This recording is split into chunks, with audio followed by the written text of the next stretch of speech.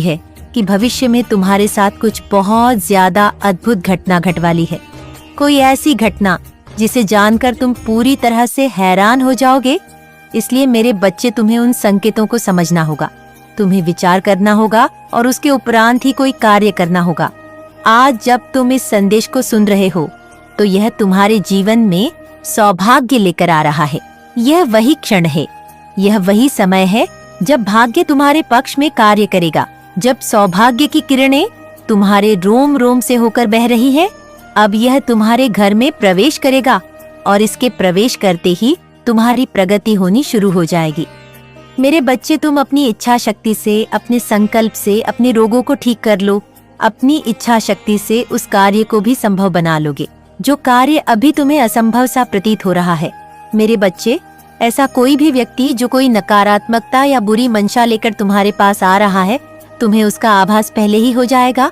और यदि तुम पूर्णता संकल्प ले लो तो तुम उसे बदल भी सकती हो, लेकिन तुम्हारा स्वभाव ऐसा है कि तुम उससे दूरी बना लोगे। मेरे बच्चे, तुम अपने आत्मबल को बहुत तेजी से बढ़ाने वाले हो। तुम्हें कई बार यह एहसास होता है कि कोई ऐसा है जो बार बार तुम्हें पुकार रहा है।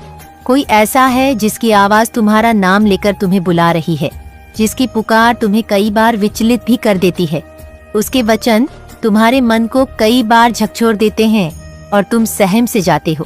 तुम्हें समझ नहीं आता कि तुम्हारे साथ ये क्या हुआ, लेकिन मेरे बच्चे, ये आवाज उस दिव्य शक्ति की है जो तुम्हें संकेत भेज रही है। वह दिव्य शक्ति जो मुझसे ही उत्पन्न हुई है, वह दिव्य शक्ति जिसे तुम्हारे लिए भेजा गया है। जब भी तुम किसी परेशानी में रहे हो, तब उसने तुम्हें वहां से बाहर निकाला है। वास्तव में उसे यह कार्य दिया गया है, वह अपने उद्देश्यों को पूर्ण कर रहा है। किंतु मेरे बच्चे, तुम्हें उसके साथ सामंजस्य बिठाना होगा। तुम्हारा उसके साथ जब तक तालमेल नहीं बैठ जाएगा, तुम ये जान नहीं पाओगे कि यह कैसे हो रहा है। वह संख्याओं के रूप में तुम्हें अपनी उपस्थिति का एहसास करा रहा है। वह निरंतर तुम तक पहुंचने के प्रयत्न में लगा हुआ है। मेरे बच्चे, तुम जब भी बुरे मार्ग पर जाओगे, वहां से तुम्हें बचा लिया जाएगा। तुम अपने जीवन में अत्यधिक फैसले उचित नहीं ले रहे हो, लेकिन फिर भी तुम्हें वहां से बाहर निकाला जा रहा है। तुम्हें बार बार बचाया जा रहा है और आगे भी तुम्हें बचाया जाता रहेगा। चाहे तुम्हें किसी की बात पसंद आए या ना आए, चाहे तुम्हें किसी की बात कड़वी लगे या प्यारी लगे, तुम्हें इन भावों से मुक्त होना होगा। तुम्हें अपनी उपस्थिति को बहुत ही शांतिपूर्वक दर्ज कराना होगा। मेरे बच्चे, इस संसार में तुम्हें अपने होने का ढंढोरा नहीं पीटना है। तुम्हारी आवाज सब तक स्वतः ही पहुंच जाएगी। तुम्हें बहसबाजी में अपना समय बर्बाद नहीं करना है। तुम्हें संकल्प लेना है, चाहे कोई भी परिस्थिति बने। तुम्हें किसी से बहस नहीं करनी है। मेरे बच्चे, यदि तुमसे कोई बेवजह बहस करने का प्रयास भी करे, तब भी तुम्हें उसकी बात को टालना है। तुम्हें उससे किसी भी तरह के वार्तालाप से बचना होगा।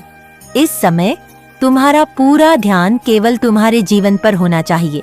इस समय मेरे बच्चे, मुझे यकीन है कि तुम मेरे माँ काली चैनल को सब्सक्राइब कर लोगे, क्योंकि इसके जरिए ही तुम मेरा आशीर्वाद प्राप्त कर सकते हो। और अगर नहीं करोगे तो शायद मैं तुम पर कृपा दृष्टि तुम्हारे ऊपर सदा के लिए नहीं रहेगा। इसलिए बिना सोचे मेरे इस चैनल को सब्सक्राइब कर दो। समय तुम्हारा पूरा ध्यान केवल अपने आप को कुशल बनाने पर होना चाहिए। साथ ही तुम्हें अपना सारा प्रेम उन लोगों पर लुटाना है जो वास्तविकता में तुम्हें प्रेम करते हैं, ना कि वह लोग जिनसे तुम्हें लगता है कि वह भविष्य में तुम्हारे किसी काम आएंगे।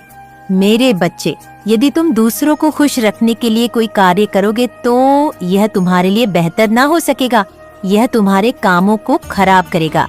इसलिए मेरे बच्चे, तुम्हें अपना पूरा ध्यान केवल अपने साथी को प्रेम करने, अपने परिवार को प्रेम देने और वास्तविकता में उन लोग को प्रेम देने का है जो से तुम्हें चाहते हैं। मेरे बच्चे, अब उचित समय आ चुका है कि तुम सही मार्ग पर आ जाओ। अब सही समय है जब तुम जीत को अपने हिस्से में दर्ज करा लो। यही सबसे उचित समय है जब तुम उस दिव्य शक्ति की ऊर्जा को अपने भीतर धारण कर लो। वास्तव में यह वही समय है जहाँ से तुम्हारे पूरे जीवन की काया पलट होने वाली है। यह वही समय है जहाँ से कायनात पूरी तरह से तुम्हारे पक्ष में कार्य करने वाला है।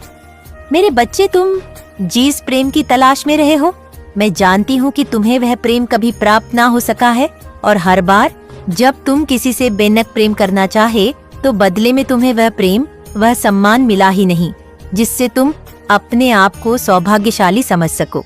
तुम्हें लगता है कि तुम्हारी बाधा कभी समाप्त नहीं होगी।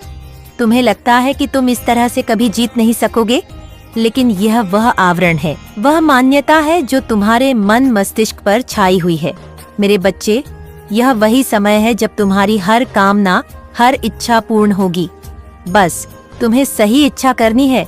तुम्हें उस माया जाल से बाहर उठकर देखना है जो माया जाल तुम्हें अपनों ने तुम्हारे जीवन के ऊपर बांध दिया है। यह वही आवरण है जो तुम्हें रोक रहा है। तुम्हें इस आवरण के दायरे से ऊपर उठकर देखना है। मेरे बच्चे, तुम्हारी पुकार सुनी जा रही है, तुम्हारी आवाज मुझ तक पहुंच रही है। तुम मेरी दिव्य ऊर्जा शक्ति से जोड़ चुके हो। अब यह दिव्य ऊर्जा शक्ति तुम्हें प्रगति दिलाएगा कि तुम यह कल्पना भी नहीं कर सकोगे कि तुम कहाँ पहुँच रहे हो। तरक्की तुम्हारी वास्तविकता है और वास्तविकता से कोई तुम्हें वंचित नहीं कर सकता। यह सुनहरा वक्त है, यह तुम्हारी प्रगति का वक्त है, यह तुम्हारी माता में समा जाने का अवसर है। इस अवसर को किसी भी परिस्थिति में जाने ना दो, इससे ना चूकना। इन पूरी बातों को अपने जीवन में सही सही उतार लेना। मेरे बच्चे, तुम्हारी तपस्या रंग ला रही है, तुम्हारा भोलापन रंग ला रहा है, तुम्हारा सादापन्ना रंग ला रहा है। लेकिन मेरे बच्चे, एक बात याद रखो, भयभीत मनुष्य का चेहरा कभी प्यारा नहीं हो सकता। जिस मनुष्य के जीवन में भयवास करता है वहाँ तुम्हारी माता पहुँच ही नहीं सकती, क्योंकि भय यह दर्शाता है कि मनुष्य का परमात्मा में पूर्ण आस्था नहीं है। अन्यथा जिस मनुष्य का परमात्मा में पूर्ण आस्था होगी वह मनुष्य भयभीत कैसे हो सकता है? क्योंकि मेरे बच्चे, उसे सदा ये विश्वास होगा कि ईश्वर हर हाल में उसे हारने नहीं देंगे, ईश्वर हर हाल में उसे झुकने नहीं देंगे। लेकिन जब तुम भयभीत होते हो तो तुम दूसरे मनुष्य जिनसे तुम डर रहे होते हो उन्हें ईश्वर से ऊपर स्थान दे रहे होते हो, उन्हें तुम ईश्वर से बढ़कर मान रहे होते हो। इसलिए मेरे बच्चे, अपने मन से भय का त्याग कर दो। चाहे परिस्थिति तुम्हारे पक्ष में बिल्कुल ही ना दिख रही हो, फिर भी पूर्ण आस्था प्रदर्शित करो। जब मैं कहती हूँ कि तुम समर्पित हो जाओ तो इसका सबसे पहला अर्थ यह है कि अपने मन से भय को त्याग दो, क्योंकि तभी तुम समर्पण दिखा पाओगे। मेरे बच्चे, जब तक तुम्हारे मन में भय होगा तुम अपनी माता के अस्तित्व को स्वीकार ही नहीं कर रहे हो। वास्तव में उन क्षणों में तुम नास्तिक हो। वास्तविक रूप से आस्तिक मनुष्य वह होता है जो पूर्णतः ईश्वर पर यकीन करे। और अब जब